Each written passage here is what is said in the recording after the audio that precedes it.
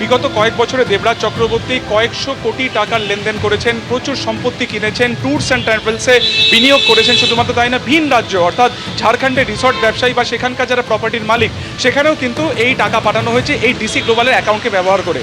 এবং আমরা এই মুহূর্তে যে ঠিকানাতে দাঁড়িয়েছি সেটি খুব ইন্টারেস্টিং, যেখানে গোয়েন্দারা এসে তাজ্জব বনে যান। এটি হচ্ছে জ্যাংড়ায় দেবরাজ চক্রবর্তীর যেটা পৈতৃক বাড়ি, সেখানকার ঠিকানা হচ্ছে রাজারহাট রোড, জ্যাংড়া, তোমার গোবিন্দ নিবাস। এবং সেই গোবিন্দ নিবাসের এই হচ্ছে দোতলা বাড়ি।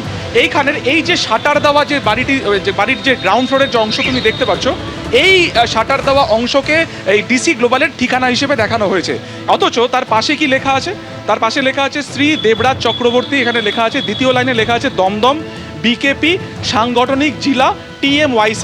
এখানকার স্থানীয় বাসিন্দারা যেটা জানাচ্ছেন যে এইখানে যেটা শাটার ফেলা রয়েছে, এটা কিন্তু মূলত 2015 সালে যখন 7 নম্বর ওয়ার্ডের কাউন্সিলর নির্বাচিত হয়েছিলেন বিধাননগর পুর নিগমের দেবরাজ চক্রবর্তী, তিনি এখানে বসতেন। 2021 সালে যখন বিধায়িকা হয়েছিলেন অদিতি মুন্সি, তিনি এখানে বসতেন।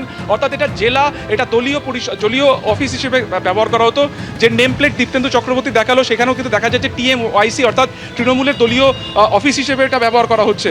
অথচ এই ঠিকানাকে শিখণ্ডী করেই কিন্তু ডিসি গ্লোবালকে ঠিকানা দেখানো হয়েছে।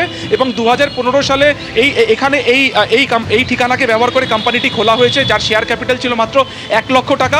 অথচ যে ল্যাপটপ অদিতি মুন্সির বাড়ি থেকে অর্থাৎ মধ্যমগ্রামের বাড়ি থেকে গত বুধবার বাজেয়াপ্ত করেছিলেন তদন্তকারীরা, সেখানে নানান ফোল্ডারে কিন্তু এই ডিসি গ্লোবালের নামে এই ঠিকানাকে ব্যবহার করে দেখা যাচ্ছে এটি নির্মাণকারী সংস্থা, এটা কনস্ট্রাকশনের কাজের সাথে যুক্ত।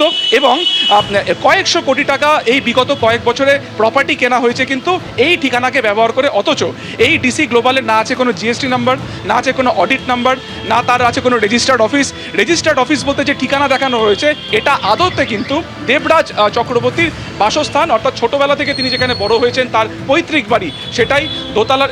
এটা হচ্ছে তিনতলা বাড়ির এই গ্রাউন্ড ফ্লোরে এটা হচ্ছে দলীয় অফিস, এবং পাশে হচ্ছে এন্ট্রি। ভেতরের মধ্যে বৃদ্ধ মা রয়েছেন দেবরাজ চক্রবর্তীর, আর কেউ নেই বাড়িতে। ফলত দলীয় অফিসকে একটি মানে ডিসি গ্লোবালের অফিস হিসেবে দেখিয়ে কয়েকশো কোটি টাকার সম্পত্তি কেনা, কয়েকশো টাকার লেনদেন হয়েছিল কার্যত এক অ্যাকাউন্ট থেকে এক অ্যাকাউন্টে। তাই এই মুহূর্তে এই ডিসি গ্লোবাল রহস্যের আওতায় রয়েছে, যেটা থেকে তদন্তকারীরা তদন্ত করে আসল তথ্য বের করার চেষ্টা করছেন। ধন্যবাদ সুকান্ত। আর এই রহস্যময় সংস্থা ডিসি গ্লোবাল নিয়ে প্রতিবেশীরা কি বলছেন দেখুন। কোনো অফিস ছিল না, না না না, কোনো কিছু দেখিনি। এটা ছিল ওর বাবা যখন বাবা মোজাগায় কাজ করতো, তখন এটা কাজ করার জন্য রাখতো, কন্ট্রাক্ট নিয়ে কাজ করতো ওর বাবা। না, এখানে কোনো বোর্ড কোনোদিন দেখিনি। এখানে বসতেন, ওই যে উনি কাউন্সিলর ছিলেন, বিধায়ক ছিলেন, সবাই আসতো, পাবলিক আসতো, উপকার করতো, কাজ করতো, সবাই আসতো, কাজ করতো না।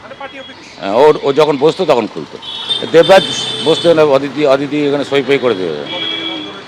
ভোটের আগে থাকতো, রেজাল্ট আগে থাকতেই বন্ধ হয়ে গেছে। যখন থেকে ডিক্লেয়ার হয়ে গেছে তখন তো সই চলেন না, কোম্পানি ছিল না।